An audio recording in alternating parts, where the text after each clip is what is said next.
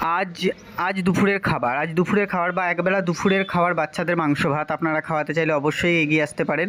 আজকের মাংস ভাতের দায়িত্ব নিয়েছেন কলকাতার এক দিদিভাই, যিনি নাম প্রকাশে অনিচ্ছুক। আজকে ওনার মায়ের মৃত্যুবার্ষিকী, অর্থাৎ 12ই নভেম্বর।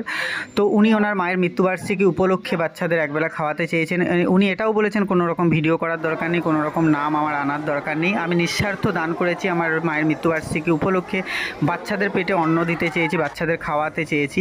তো ওনার এই বড় মনের পরিচয় আমাদেরকে শিখিয়েছে যে সমাজে ওনাদের মতো মানুষ আছে বলে সমাজ এত সুন্দর।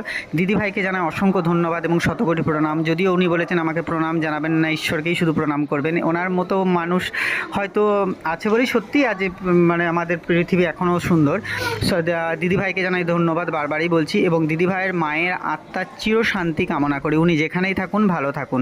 আজ কলকাতার এক দিদিভাইয়ের মায়ের মৃত্যুবার্ষিকী উপলক্ষে আমার বাচ্চাদের দুপুরের ভোজ। তো এইরকম দুপুরের খাওয়ানোয় যারা যারা খাওয়াতে চাইছেন বা সকালে টিফিন বিকালে টিফিন দিতে চাইছেন, তারা অবশ্যই আমাদের সাথে যোগাযোগ করবেন এবং চেষ্টা করবেন আমাদের পাশে দাঁড়াবার সামর্থ্য মতো।